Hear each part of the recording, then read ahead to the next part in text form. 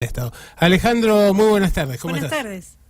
Buenas tardes, ¿cómo están ambos? Muy bien, aquí. Aquí con esta Los realidad. discúlpenme, los noto un poco más relajados que el lunes pasado, no sé por qué. Es que lo que ocurre es que, bueno, ya hemos superado la crisis, lo peor ya pasó, dijo el presidente, nosotros le creemos, así Basta. que... Vos le crees, no pongas en mi palabra. No pongas en mi boca. De fe. Es una cuestión de fe a esta altura, efectivamente, como que... Ya vamos a hablar del señor presidente, pero bueno, sí, efectivamente la bomba del martes no se desactivó, digamos, se pateó la pelota para adelante durante 30 días. Ahora, los mecanismos utilizados para poder lograr desactivarlo no han sido gratuitos bajo ningún punto de vista, y creo que podemos llevar adelante ese análisis porque en primera instancia, digamos, ustedes saben que los principales tenedores de las LEVAC son los bancos. Sí. Pero digamos, no en el porcentaje que tenían al día martes, sino tenían un porcentaje mucho más bajo.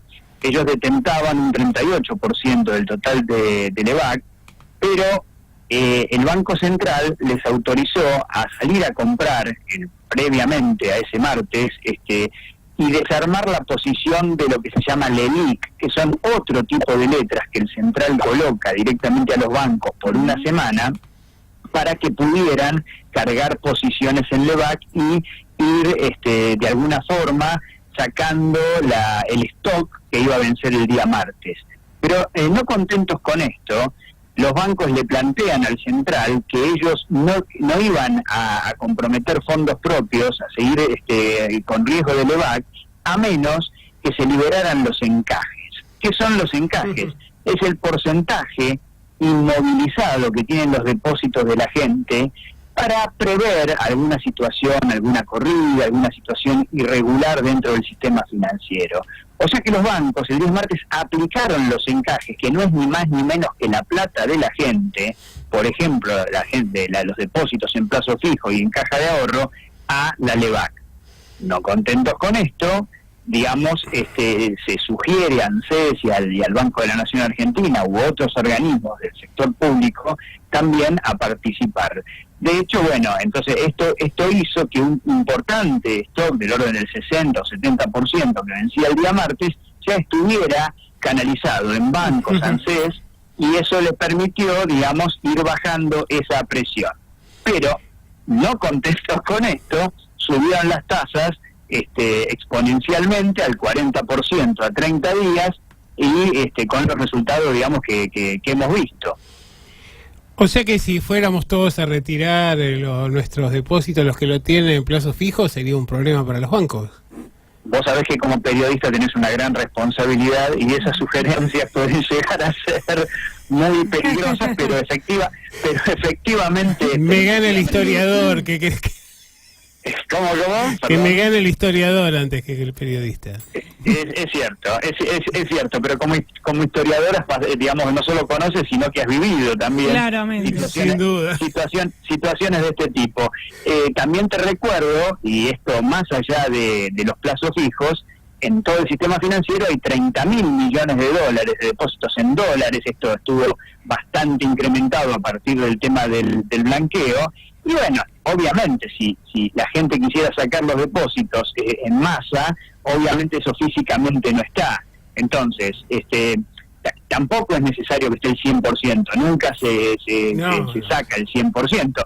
Pero lo cierto, lo que quiero decir con esto es que nosotros, el país, digamos, el día 19 de junio, tiene otro vencimiento de LEVAC por 670.000 millones de pesos, que es más o menos el 50%, o un poquito más del 50% del stock de LEVAC total.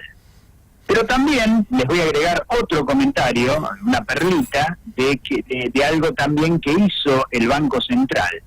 Yo no sé si ustedes recuerdan que una de las cosas que yo mencioné respecto a la imputación de mala praxis que tenía el Central en la corrida y en todo lo que nosotros estuvimos viviendo, es que había, en lugar de haber estirado los plazos de vencimiento de las LEVAC como para ir desarmando, digamos, estas grandes bombas que vencen en corto plazo, hizo exactamente lo contrario, con el argumento de que en plazos de un año o de más de un año el Tesoro iba a ser el que iba a colocar deuda.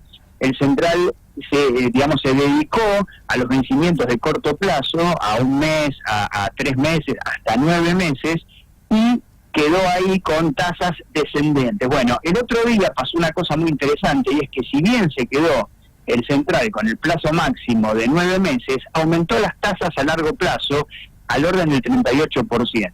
Y esto resultó muy tentador para muchos que evaluaron que tasas del 38% anual podrían ser muy jugosas y podrían superar la evolución del dólar, aún en el caso de una corrida, pero como ustedes pueden saber, no hay que ser economista para darse cuenta, estamos hablando de tasas de interés que destruyen el aparato productivo, que destruyen la cadena de pagos, y con las consecuencias que nosotros estamos viendo en la economía en este momento. ¿Vos pensás que vamos a una dolarización de la economía? Bueno, efectivamente, yo quisiera señalar que aparecieron, y esto lo han visto ustedes, aparecieron dentro del firmamento de la política, el regreso de los muertos vivos. No solamente me refiero a Domingo Cavallo, porque el mismo Sturzenegger firmó en su momento, en la década del 90, un documento reivindicando el tema de la dolarización. Y de alguna manera, nosotros que estamos en una economía bimonetaria, yo le quería señalar, por eso al principio dije que podíamos hablar del presidente. Ustedes vieron que estuvieron circulando unos videos en las redes sociales con Macri en la campaña electoral diciendo que la inflación era muy fácil de bajar, y que no bajarla implicaba, digamos, la inutilidad de los gobernantes. Bueno, evidentemente eso mismo se lo puede aplicar sobre él, porque en realidad Macri compra la versión ortodoxa, que bajando la base monetaria, que bajando la moneda en circulación, disminuyéndola, no iba a tener ningún tipo de problema con el tema de la inflación. Bueno, esto, lo que está pasando en este momento, no es ni más ni menos que la verificación empírica de lo contrario. O sea, nosotros estamos en una economía fuertemente dolarizada, y en realidad toda la vulnerabilidad externa que el mismo Macri reconoce no se la puede imputar al gobierno anterior, sino que se la tiene que imputar a sus propias decisiones de política económica. Por ejemplo, la apertura comercial, la desregulación de entrada y salida de capitales financieros, poner una tasa de interés fuertemente positiva que implicó, digamos, la llegada de capitales golondrina con libertad de entrada y libertad de salida, sumado, y esto generando en un marco, digamos, de libertad de movimiento de capitales, un déficit del sector externo monstruoso. Ya lo que hablamos el lunes pasado respecto a lo que había pasado con la balanza comercial, con el turismo, intereses, remisión, fuga, que implicaba una salida de 90.000 millones de dólares de la economía argentina. Entonces, estos elementos de vulnerabilidad externa son propios del gobierno macrista. Entonces, que el pedido de ayuda al Fondo Monetario Internacional y el pedido de financiamiento resulta un poco extemporáneo, dada que esa vulnerabilidad no puede imputarse a la herencia recibida, al famoso argumento de la herencia recibida, sino a las propias decisiones de política económica de gobierno. Bueno, muchísimas gracias, Alejandro, muy claro como siempre, y nos vamos con la idea entonces de que lo único que no se equivocó Macri fue en el hecho de imputar la inutilidad a los gobiernos que no son capaces de controlar la inflación. ¿Cómo es? Bueno, no, el problema además es que en realidad vos me preguntaste si yo pensaba que íbamos a una dolarización. Sí. Y en realidad, si uno pudiera reconstruir las decisiones de política, porque viste que se habla si esto fue a propósito o fue un problema de mala praxis. Ajá. Cuando uno hace una retrospección en función de los acontecimientos, se da cuenta que pareciera como que esto fuera una decisión tomada de antemano. Entonces creo que va a haber fuertes presiones de legitimación para llegar a una estructura de esa naturaleza. Nosotros ya pasamos por esa experiencia en la década del 90 respecto a la destrucción del aparato productivo, y me parece que por tercera vez en la historia argentina vamos a tropezar con la misma piedra. Bueno, muchísimas gracias, Alejandro, y vamos a volver a molestarte más adelante. Un abrazo grande a ambos. Hasta luego. Nos vamos a la tanda.